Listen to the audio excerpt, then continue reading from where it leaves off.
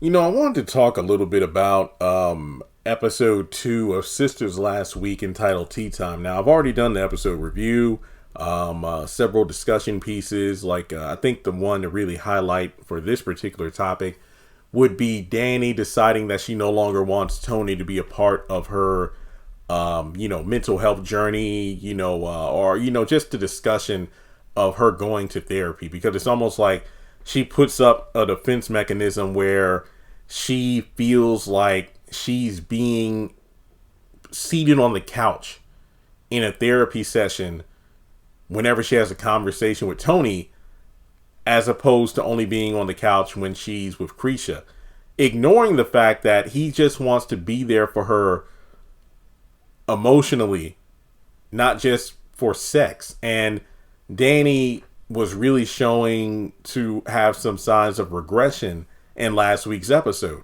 And, it might not be a surprise if, let's say, that plot point from last week isn't brought up at all this week. We do know that in one of the episodes coming up, 5 or 6, these two will have some sort of like disagreement in public in the future. So I wonder if that's kind of a follow-up of what went down in episode 2. And I wanted to talk about the theme of filler being dangerous, because typically whenever the word filler is used, my mind automatically thinks about anime such as like Pokemon or Dragon Ball Z or Yu Yu Hakusho. Typically, filler episodes or filler scenes, not just full-on episodes, but filler scenes, are when the shows or anime themselves add in things that weren't in the source material, aka the manga. So basically, filler is used to kind of stretch things out. Like, let's say there's a manga chapter that's like 13 pages, but the anime will take that one chapter of manga and stretch it out over the course of like 3 episodes. And the only way to do that is to add in filler scenes. Like when they it's like, oh, there's a big fight going on, but let's cut away and see what these characters are doing, on the other side of the world or something like that. And in typical filler fashion, sometimes it's just dead air space.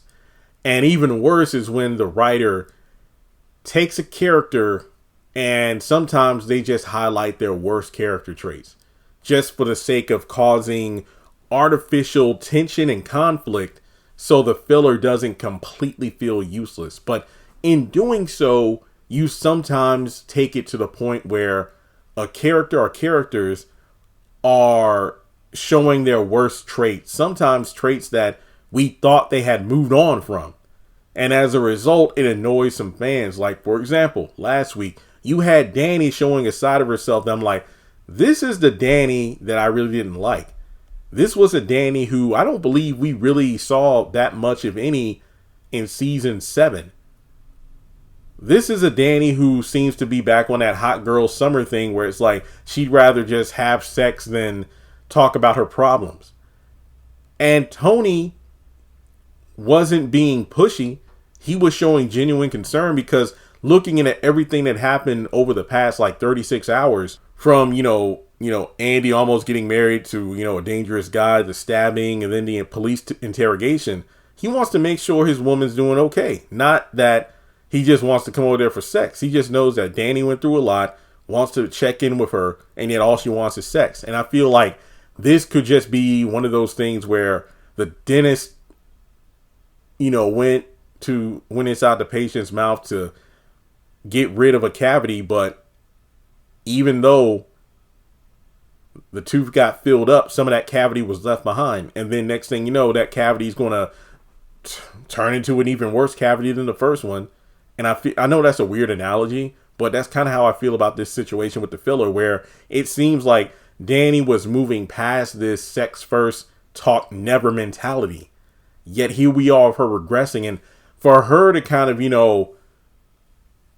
put, a stop to Tony showing concern for her, I think this is going to lead to more problems in the future, where anytime she feels like she doesn't want to talk about something, she just wants to have sex, or she'll hide behind the mask of like sarcasm or getting high or whatever. And Tony even said that in the episode.